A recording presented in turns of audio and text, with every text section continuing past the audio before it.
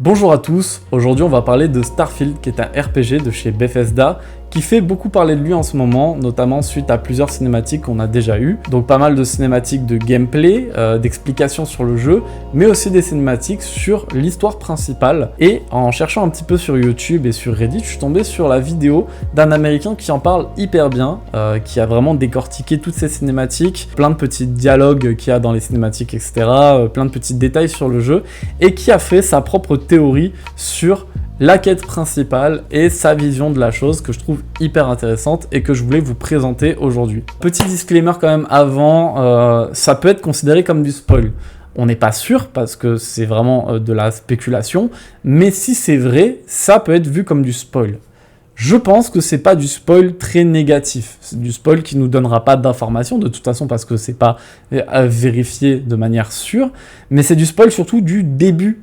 Toutes les cinématiques qu'on a, c'est souvent des cinématiques de ce qu'on va découvrir au début de l'histoire. C'est comme ça que d'ailleurs qu'il a réussi à assembler tous les morceaux de cinématiques pour nous présenter le début de l'histoire. C'est vraiment concentré sur les tout débuts. Donc c'est du spoil, mais est-ce que c'est un spoil très grave? Je pense pas vraiment. Je vous mets ça comme ça avant de commencer la vidéo, comme ça au moins vous êtes avertis. Alors le gars c'est Dan Dixie et il nous explique un petit peu donc sa vision de la chose, notamment qu'il a pu voir dans les cinématiques à travers ce fameux artefact, et ce moment là où oui, notre personnage va avoir des pouvoirs, alors pas des pouvoirs magiques comme on l'imagine, mais oui on va développer des capacités spéciales et on y reviendra un petit peu plus tard dans la vidéo. Donc notre personnage ne commencera pas exactement ici, il commencera donc un petit peu en arrière, un petit peu avant ça, où on sera, normalement, on va commencer le jeu sur Mars, dans une station minière, où on sera donc nous-mêmes mineurs, et on va devoir donc récolter du minerai avec ces fameux lasers, etc., pour en extraire. Et on va tomber sur un bloc qu'on va casser, donc comme on peut voir là notre personnage principal, avec un énorme bloc, avec donc cet artefact-là, qu'on va toucher, et on va avoir une vision. Voilà, alors, est-ce qu'on va voir cette vision ou pas en jeu ? Ça, on ne sait pas. Ce qu'on sait, c'est qu'on va donc se réveiller juste après avoir perdu connaissance et être avec ces deux personnages-là. Ces personnages-là, c'est un petit peu comme dans Skyrim où on commence dans la charrette et dès qu'on descend de la charrette, on a cette personne qui nous demande qui nous sommes et on crée notre personnage. C'est un peu pareil, sauf que eux, ils ont un ordinateur avec une banque de données qu'on peut voir ici, qui vont nous présenter. Et de l'autre côté, on voit donc le fameux artefact qu'on a touché et on voit qu'elle le tient dans ses mains aussi. Donc on peut en déduire qu'elle n'a pas eu la même vision que nous. Ça nous crée quand même quelque chose d'assez spécial. Dans Skyrim, on est un enfant de dragon. Et là, on sera donc, on ne sait pas encore, mais on a eu cette vision, donc on sera sûrement quelqu'un de spécial, de différent. Donc il nous donne cet ordinateur afin qu'on crée notre personnage et qu'on explique qui nous sommes à travers une banque de données d'employés de cette société. Petite note sur la création de personnages, je trouve juste cette petite présentation juste géniale, voilà, avec le code génétique, avec cette espèce de code ADN là pour créer son personnage, je trouve ça juste très très stylé. Donc là il nous explique que apparemment, donc juste après avoir trouvé l'artefact, on va sûrement se faire attaquer par des pirates pour qu'ils puissent récupérer cet artefact là.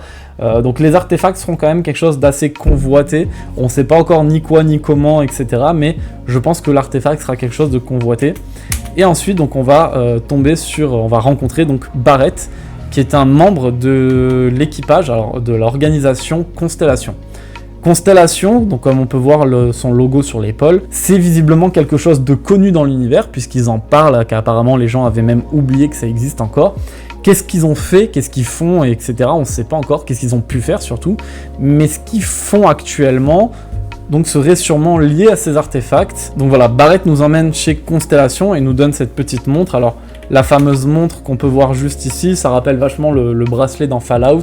C'est littéralement un accessoire qui nous donnera accès à notre inventaire et à des informations sur les planètes sur lesquelles nous sommes, etc. Donc on rentre dans Constellation et là on rencontre donc les membres de l'équipage. Donc il y a Sarah Morgan qui est la directrice de Constellation apparemment.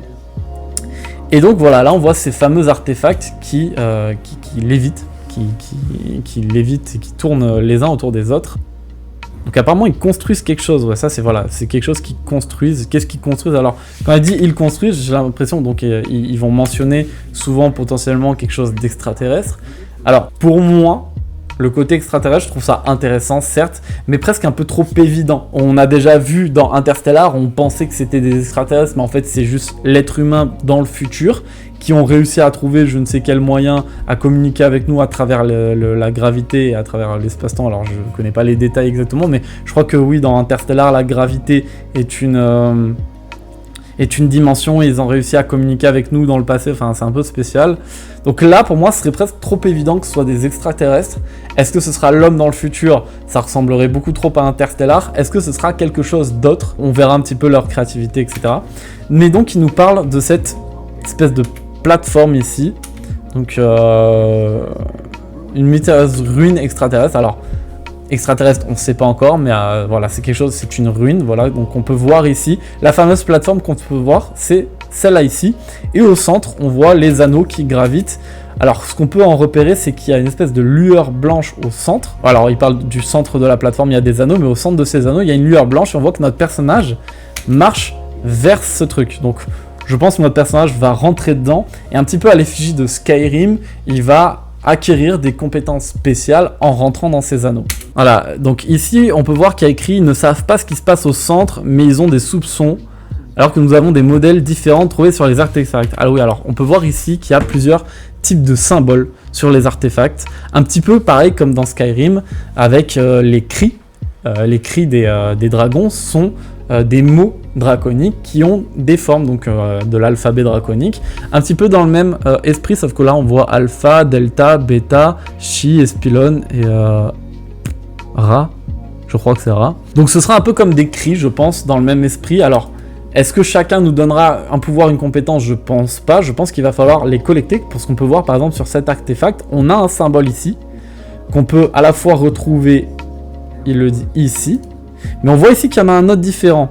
Donc pour créer un artefact en entier, enfin un artefact, pour créer une sphère, il faut plusieurs artefacts. Parce qu'on a vu aussi au début que les artefacts s'emboîtent les uns dans les autres. On le voit également ici, et à Constellation également. Donc apparemment, voilà, on peut voir la distorsion de la gravité ici. Apparemment, ouais, donc pour moi les artefacts ont vraiment une force un peu gravitationnelle, quelque chose, c'est pas de la magie comme on l'imagine, je pense que ça plus propre à du surréaliste, mais qui nous dépasse en tant qu'être humain, quoi, vraiment quelque chose de stellaire en fait. Donc il y aura plusieurs pièces, donc plusieurs artefacts à aller collecter à travers l'univers. C'est un petit peu un puzzle en fait, on va devoir assembler un puzzle pour créer cette espèce de sphère un petit peu à la même, donc qui compare ça à Skyrim. Et donc voilà, là on explique un petit peu ce moment assez spécial qu'on a eu dans la cinématique. Donc là on voit carrément notre personnage rentrer à l'intérieur, et là on voit que à travers un pouvoir, il y a une petite animation, et il a réussi à suspendre toute la gravité autour de lui. On le voit marcher comme si pour lui tout était normal. C'est littéralement un cri. Voilà, c'est littéralement un cri, donc un pouvoir spécial. Qu'est-ce qui fait que notre personnage puisse avoir ces visions avec ces artefacts, puisse avoir ces pouvoirs-là? Est-ce qu'il est un petit peu spécial comme un enfant de dragon de Skyrim? Je pense que oui. Donc dans le cinéma, on a un petit peu... alors je sais plus comment ça s'appelle exactement, mais c'est un petit peu la trame narrative qui est souvent la même. On a un personnage, on a il a des amis, il a des antagonistes, des protagonistes, il y a une histoire principale, il va avoir... vous savez, il va devoir rencontrer quelqu'un, etc. Il va y avoir un objet et tout. Je sais plus comment ça s'appelle, ces espèces de trame principale. Je pense qu'on va avoir un peu la même chose par rapport à Skyrim, par rapport à Fallout, mais version de l'espace. Du coup, ils l'ont littéralement dit, c'est un Skyrim de l'espace. Maintenant, c'est pas parce que c'est la même chose que c'est pas plus intéressant, moins intéressant. Je pense que ça dépend de comment ils vont le mettre en scène. Donc pour moi, le vrai intérêt par rapport à ça, c'est de voir... Ok, notre personnage va acquérir des pouvoirs. Maintenant, pourquoi? Explication. Est-ce que c'est cohérent ou pas? C'est tout ce qui compte, je pense, pour moi, pour donner la crédibilité à une histoire. C'est pas que ça se répète ou pas, parce que le gameplay peut être tout aussi intéressant. C'est juste, est-ce que c'est cohérent ou pas, ou est-ce qu'ils ont juste voulu copier-coller Skyrim et mettre juste un skin de l'espace? Donc là, Morgan dit que les artefacts sont si différents, si extraterrestres, je pense entre guillemets. Je suis certain que en fait, il parle tellement d'extraterrestres, pour moi, c'est évident que ce sera pas extraterrestre. C'est bizarre à dire, mais j'ai l'impression vraiment de ce ressenti-là. Voilà, il parle d'intelligence. Alors oui, par contre, voilà, ce sera quelque chose, une intelligence en dehors du système. Alors il parle d'en dehors du système. Il y a une petite théorie aussi où j'imagine qu'on va avoir accès à quelques planètes au début, quelques systèmes solaires, mais qu'on va devoir débloquer d'autres et que potentiellement dans les autres il va y avoir potentiellement des races extraterrestres ou des choses un peu différentes, quoi. Voilà, alors, contrairement à ce qu'ils sont et ce qu'ils construisent, donc cette forme d'intelligence est en train de construire quelque chose, visiblement. Et on fera partie de la révolution de ce puzzle. Donc, voilà, même le mot puzzle a littéralement été dit. Donc voilà, c'est là où l'aspect d'exploration deviendra intéressant, le fait de devoir aller chercher un petit peu ces artefacts-là, des personnages qui en ont potentiellement vu, entendu parler, etc. Donc ça, ce sera vraiment pour moi la quête principale. Je pense qu'il a assez raison, ce sera clairement la quête principale de notre personnage. C'est assez évident par rapport à l'artefact. Maintenant, le fait qu'on ait des pouvoirs, etc., c'est vraiment quelque chose que je trouve intéressant selon comment ils le mettent en scène derrière. Voilà, donc là on voit un espèce de collectionneur, en 2 secondes dès le début on voit clairement qu'il a un artefact. Donc voilà, on voit son artefact qu'il collectionne, on va sûrement avoir des quêtes pour qu'il nous le vende, etc. Apparemment les artefacts nous parlent et nous donnent des instructions pour retrouver les autres. Donc peut-être qu'en ayant déjà trouvé un artefact va nous emmener vers un autre, etc. afin de se reconstruire et donner cette forme finale de cercles qui s'enroulent les uns dans les autres. Donc là, il nous explique que voilà, dans une station spatiale, dans une des cinématiques qu'on a vues, on a un des personnages qui nous parle et qui nous dit que l'IA montre des signes sur ces anomalies. Alors il y a marqué zombie, mais c'est le mot anomalie qui dit. Peut-être que vous attraperez un sourire. Donc là, il dit vraiment le mot sourire. Et découvrez la source de tout cela. Donc la source de tout cela, voilà la source de l'histoire de ces artefacts. Les sourires sont les noms donnés aux artefacts. Donc attraper un sourire, pour eux, c'est attraper un artefact en forme de sourire, comme ça. Alors apparemment, il dit que les cercles ont des tailles différentes. Celle-ci semble avoir la taille d'un humain et celle-ci semble beaucoup plus grande. Moi j'ai une autre théorie par rapport à la taille. Est-ce que c'est l'artefact qui va avoir des tailles différentes selon les artefacts, enfin pas les artefacts mais les sphères, ou est-ce que c'est la même sphère qui grandit de plus en plus? Il en parle pas, mais on n'a pas bien vu sur celui-là. On voit les artefacts ici avec des formes et on voit quand même c'est à peu près les mêmes formes, hein. Est-ce que, parce que j'ai l'impression que potentiellement peut-être que d'autres artefacts s'assemblent sur le même cercle et qui le fait de plus en plus grossir, peut-être, je sais pas encore. Voilà, du coup c'est la fin de la vidéo, donc il nous a vraiment donné pas mal de petites explications de sa théorie, comment il a spéculé un petit peu. Je trouve vraiment hyper intéressant le début de l'histoire avec ce qu'il a récupéré dans les cinématiques, comme qu'on commence sur Mars, etc. Moi ça me hype juste encore plus pour le jeu, parce que je sens quand même que l'histoire principale va être assez intéressante, j'espère. Et surtout, encore une fois, j'espère sincèrement qu'on tombera pas sur un cliché de... ou alors, si c'est une race extraterrestre qui cherche à communiquer, parce qu'ils disent trop le mot extraterrestre pour que ce soit que ça, ou pour que ce soit juste ça. Pour moi, il y a quelque chose caché, enfoui derrière ça, qui ne veulent pas spoil à travers les cinématiques, que ce que je peux comprendre. Du coup, merci d'avoir regardé cette vidéo. Ça sert à rien de vous abonner, pour être honnête, je fais pas grande chose sur cette chaîne YouTube, hein. C'est vraiment histoire de par-ci par-là des petites vidéos. Cependant, je vais ressortir une vidéo dans pas longtemps qui va expliquer ma raison de pourquoi ce jeu va être génial, ne peut pas être autre chose que génial, et aussi un petit peu de spéculation sur les mods. Et j'en profite aussi pour faire une petite pub sur ma chaîne Twitch sur laquelle je live de temps en temps. Je vous laisse vous abonner, il y a pas mal de moments où je suis en discussion, ou alors je vais sur certains jeux sur lesquels, voilà, des jeux un petit peu dans ce délire-là, ou alors d'autres jeux un petit peu de manière générale. Je sais pas comment terminer une vidéo, donc je vous remercie à tous et je vous dis à une prochaine. Salut!